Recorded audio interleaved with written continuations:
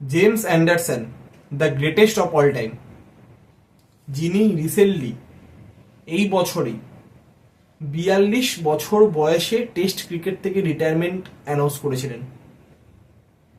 700-র ওপরে test wicket তার।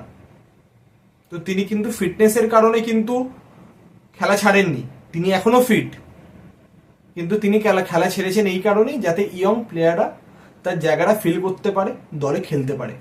তো তার জন্যই তিনি টেস্ট ক্রিকেট থেকেও সরে দাঁড়িয়েছিলেন। তো তিনি তার কেরিয়ারের লাস্ট 10টা বছর পুরোপুরি টেস্ট ক্রিকেটকে দিয়েছেন। তিনি লাস্ট ওয়ানডে খেলেছিলেন 2015 সালে এবং লাস্ট টি-20 খেলেছিলেন 2009 সালে। যদিও টি-20 ক্রিকেটে তিনি সেরকম কিছু করতে পারেননি, তিনি 19টা মতো ম্যাচ খেলেছিলেন, 17 থেকে 18টা মতো তিনি উইকেট পেয়েছিলেন।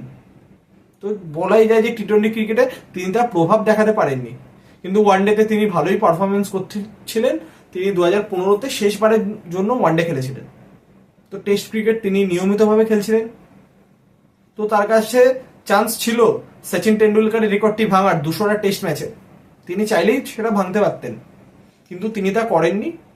যখন মনে হয়েছে এবার সরে যাওয়া উচিত, তিনি সরে গেছেন। ওয়েস্ট ইন্ডিজের এগেনস্টে লর্ডসে লাস্ট নিজের টেস্ট ম্যাচ খেলে। কিন্তু তার তরফ থেকে এখন একটা স্টেটমেন্ট এসছে যে তিনি হোয়াইট বল ক্রিকেটে কামব্যাক করতে চান। তো রিসেন্টলি ইংল্যান্ডে 100 চলছে, তো সেটা দেখেই হয়তো তিনি তার মনে হয়েছে যে এখনো তার মধ্যে ক্রিকেট বাকি রয়েছে, তিনি তাই নেক্সট ইয়ারে হোয়াইট বল ক্রিকেটে কামব্যাক করতে চান। তো সেটা কি 100-এ খেলার জন্য না জাতীয় দলেও খেলার জন্য, সে বিষয়ে কিছু বলা হয়নি, বা আদৌ তিনি কামব্যাক করবেন কিনা। হয়তো ইমোশনালি তিনি একটি স্টেটমেন্ট দিয়ে দিয়েছেন, কিন্তু সেটা কতটা রিয়েল লাইফে হবে সেটা নিয়ে তো অবশ্যই একটি প্রশ্ন রয়েছে। ফিটনেসটা ইস্যু নয়, কারণ তিনি যথেষ্ট ফিট। তিনি এই বয়সে যা ফিট, অনেক প্লেয়ার সেরকম ফিট না। তো জেমস অ্যান্ডারসনের তরফ থেকে এরকম একটি স্টেটমেন্ট এসছে। এবার যদি তিনি জাতীয় দলেও যদি কামব্যাক করতে পারেন হোয়াইট বলে, অবশ্যই টি-20তে করবেন না, ওয়ানডেতে যদি তিনি কামব্যাক করতে পারেন তাহলে সর্বকালের সেরা কামব্যাক হবে।